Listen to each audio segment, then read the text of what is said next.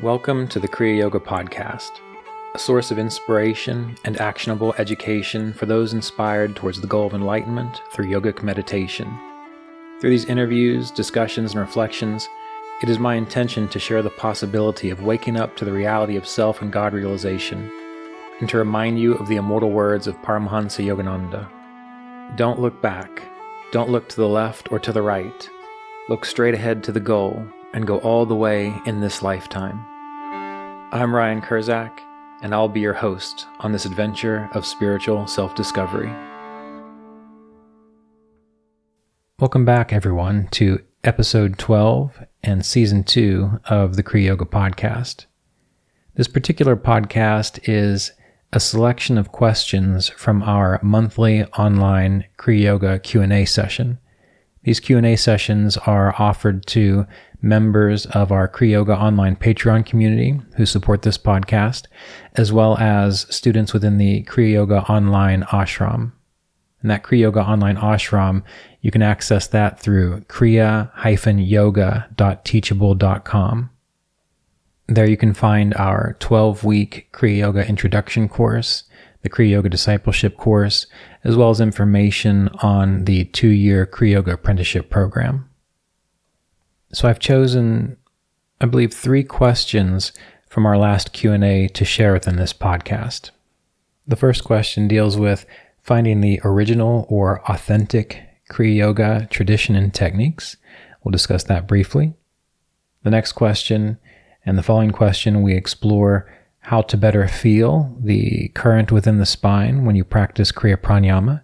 Now, this is also the subject of another episode of the Kriya Yoga Podcast. If you go back to episode 60 of season 1, you can find the podcast titled, Why Can't I Feel the Kriya Yoga Pranayama Current in the Spine? So we have a complete episode dedicated to this question. And then the final question we explore today deals with the end of seeking self-realization.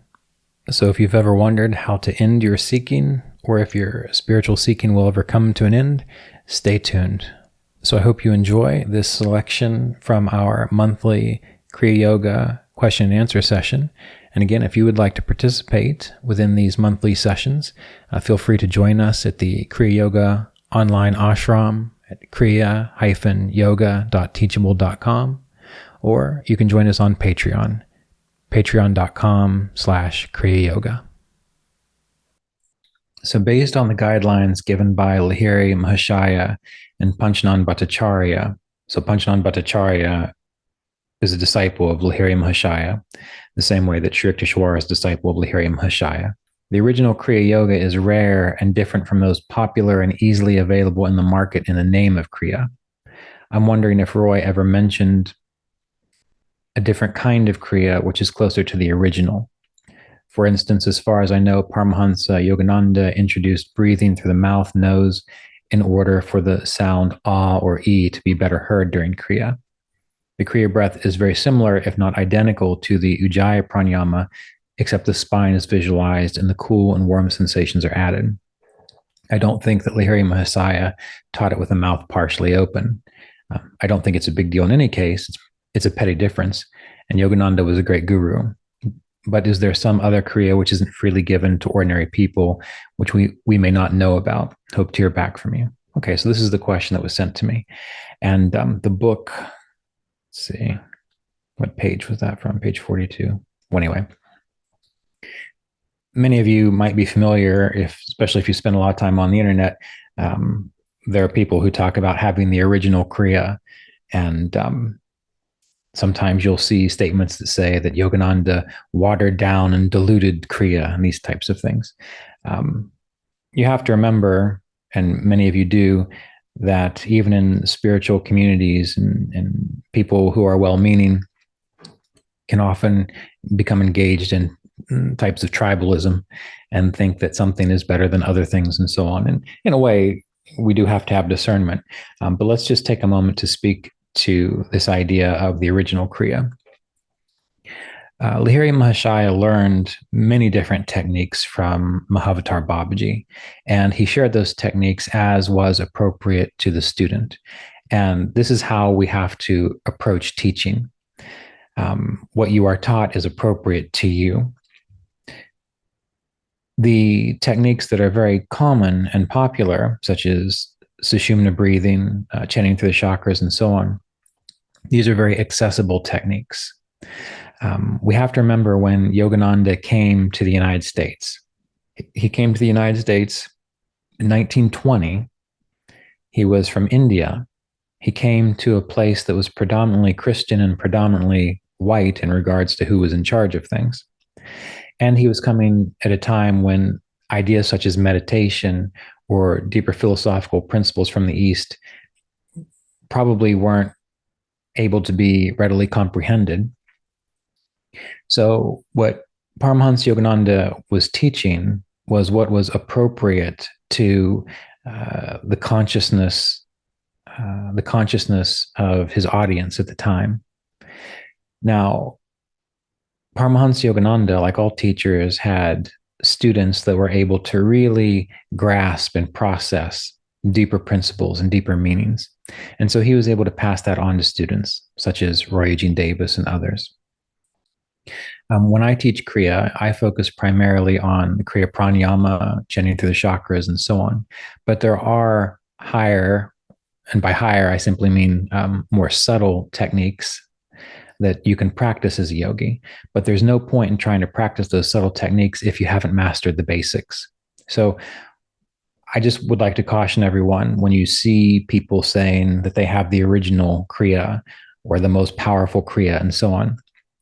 Of course, they might be telling the truth, but we have to remember that in any discipline, a teacher has to have the discernment to know what to teach to their students and how to teach it to their students. And then when they're ready for more material, when they're ready for subtler processes, those are introduced.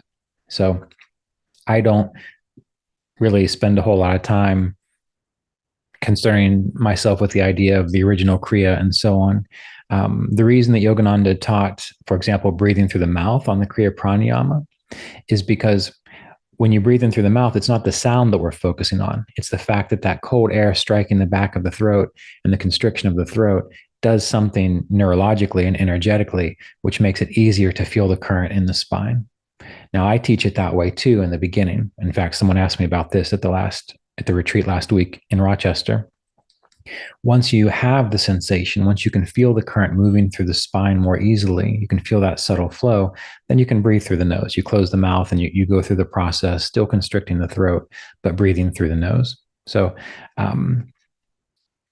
ultimately, it's important to find a teacher that knows his or her material and is able to share that with the students appropriately. And avoid any kind of tribalism about who has what and what is the best and so on. You need to be discerning, but you don't want to get caught up in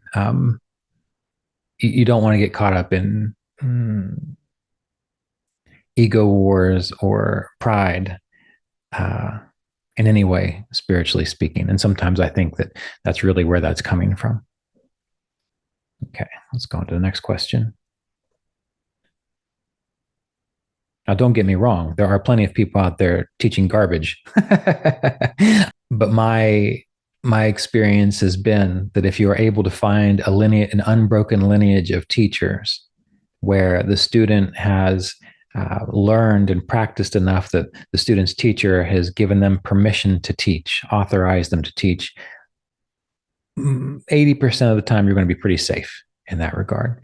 So you want to look at the fruits that you want to look at the fruits of a lineage rather than marketing gimmicks. That's what I mean to say. All right. Okay, so another question. I'm going to go back and forth between the questions here in the chat box as well as the questions that have been emailed to me since you are here.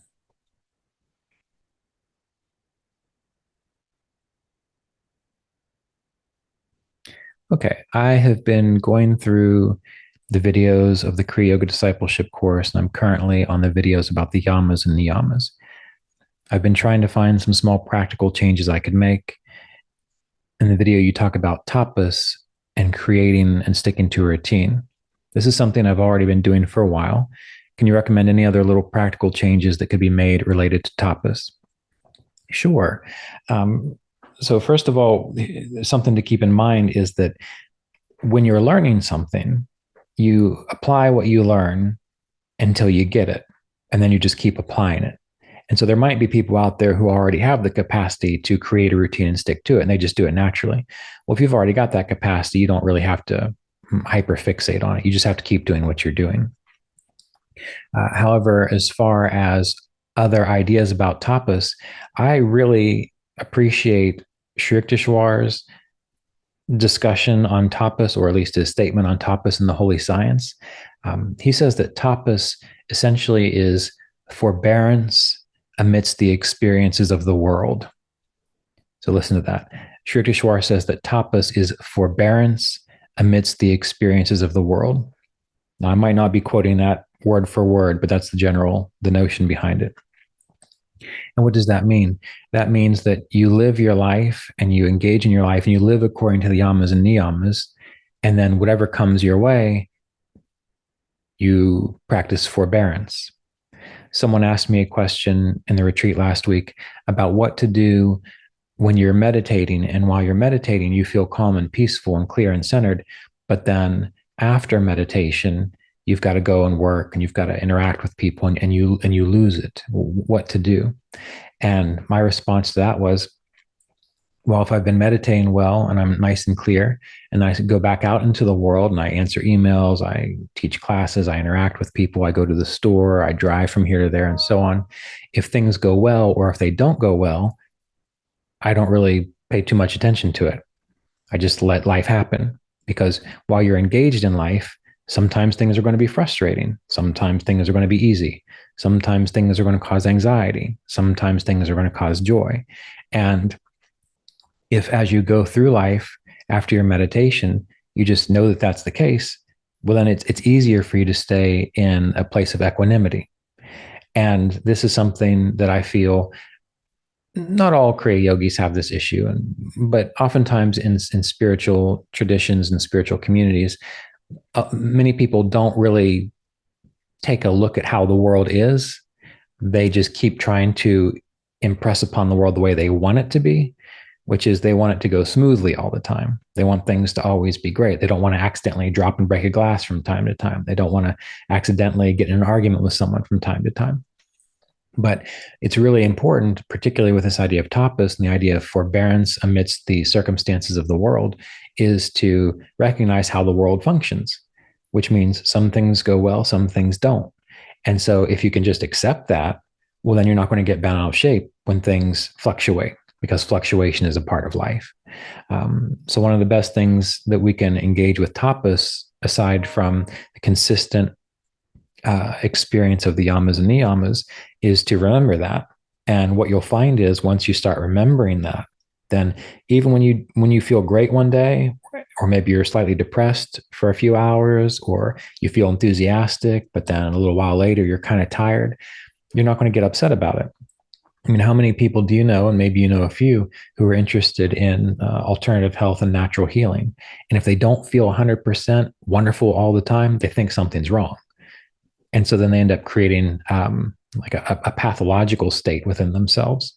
But if you meet someone who just recognizes that our energies rise, our energies fall, our emotions change, our thoughts come in and go out, and you're able to maintain just a sense of that's how this embodied existence fluctuates, then you're not actually troubled by it. And you end up being more clear, more centered, and more peaceful.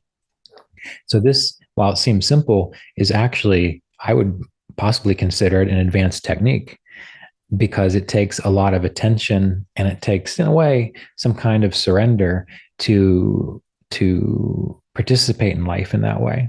Now, to be clear, I don't mean that you don't try to do your best. And I don't mean that you don't try to master your states of consciousness, meaning if you get in a mood, sometimes, yes, just let it go. Just let it be what it is, and it'll pass very quickly. But if something becomes consistent that you can't quite shake, then you might need to use your God-given willpower to say, you know what, I'm going to shift gears today. I'm going to look for the positive. I'm going to look for those things which are joyous within my life.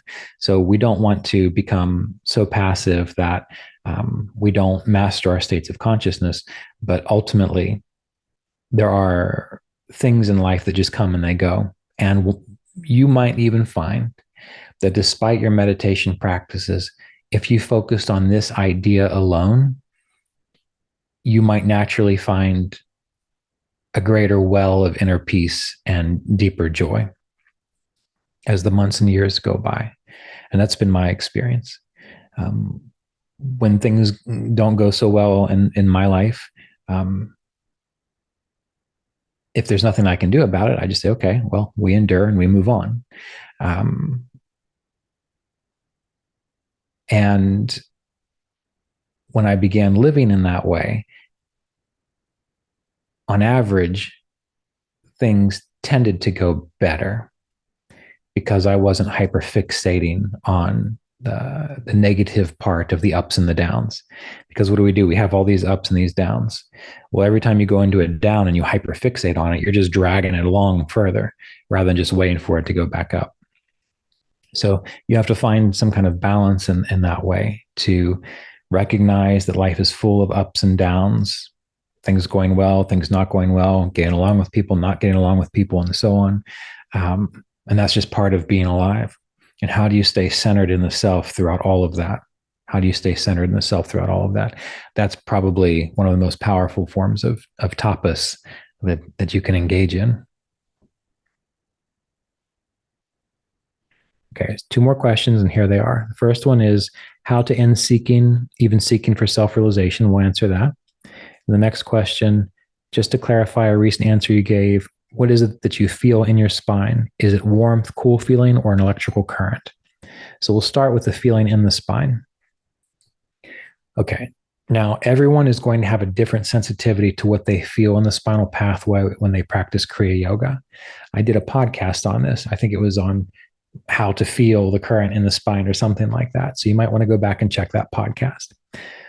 When you are first taught Kriya Yoga, the general indication is that you aim to feel a cool sensation ascending up through the spine on the inhale. And then you aim to feel a warm, soothing sensation descending down through the brain, through the spine on the exhale. And part of the experience happens because when you breathe in through the mouth, as we've been discussing, that cool current strikes the back of the throat, and you can start to associate that coolness with the movement up through the spine.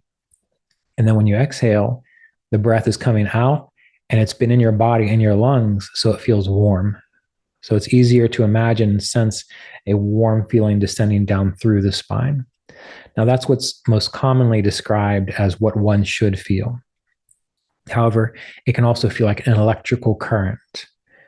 It can feel like, for example, if you just take your fingers and you sort of just run them down your arm, that sense of pressure and that sense of gentle sensation. If you can start to sort of, okay, well, if someone was rubbing their hand up my spine, what would that feel like? As if you're bodily doing a body scan up through the spine, through the center of the back and the neck and the brain. And that can help to generate like an electrical feeling, an electrical magnetic current. To some people, it feels like water, as if you're in your spine is like a fountain and the water is just slowly kind of rolling up and then flowing back down. And you can do things to help encourage the experience. For example, you could have someone take an ice cube and run it up your spine as you breathe, and then feel the warmth as it flows back down. Or you can be in your shower and you can put your back towards the shower and just notice, what does it feel like having that warm sensation moving back down over my spinal pathway? And you can remember that. And then when you practice, you can visualize and feel that. And in time, you actually do start to feel it. But whether it's coolness, whether it's an electrical sensation, whether it's a sense of pressure or water ascending, that's going to be specific to you. So you don't necessarily have to lock into one, but you can use these ideas, these sensations as ways to engage your imagination to encourage greater sensitivity within the spinal pathway. Okay, last question. How to end seeking, even seeking for self-realization? It's a great question because, when we say give up all desire, well, of course, then the answer comes up from the smart ass in the group. I'm not saying the person who asked the question is the smart ass, but when you say give up desire and someone says, well, I have the desire to know God, why don't I give that up too? And usually when they ask that, it's because they're not really wanting to do the work anyway. So this is not picking on anyone here. This is just something I've noticed when leading retreats and people ask this question.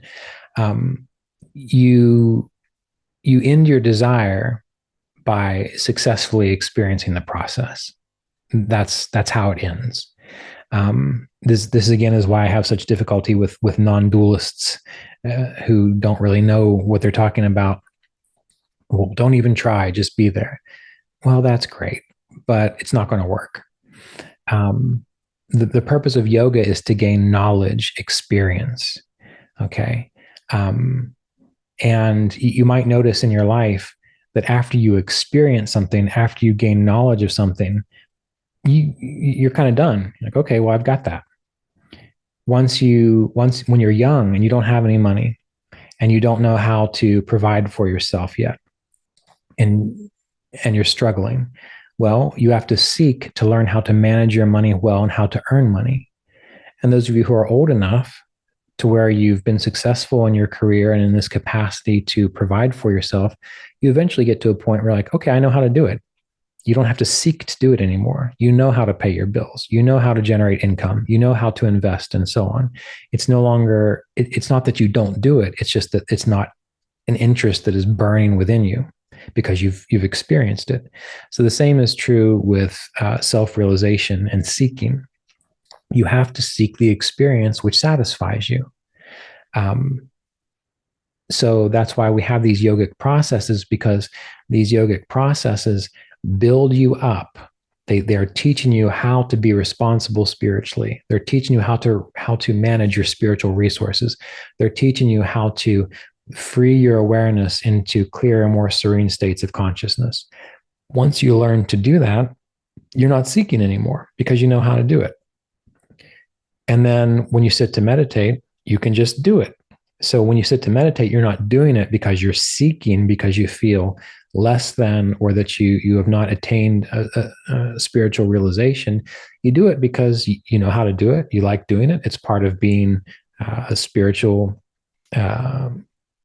presence within this world.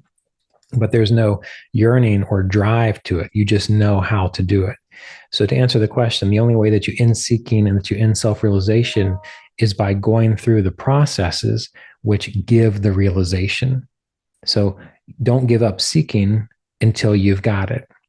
And if you listen to teachers that say seeking is what gets in the way, well, you can try their way, but I'll see you in a couple lifetimes and and I'll say, are you done with that yet? Are you ready to actually go through the process of doing the practices which will end your seeking? And hopefully you'll say yes, and then you'll only spend 1 or 2 lifetimes versus the 20 that you spend not seeking and hoping that it's just going to work out. So you keep seeking, and I might remember this correctly. Yogananda had told Mr. Davis that you have to want God so bad, you have to want your divine realization so bad that you don't feel like you can live another day without it. But you have to be patient just in case it doesn't happen that day. So if you can reconcile those two states of being, then you'll definitely know what the process is like to end seeking and how to experience self-realization.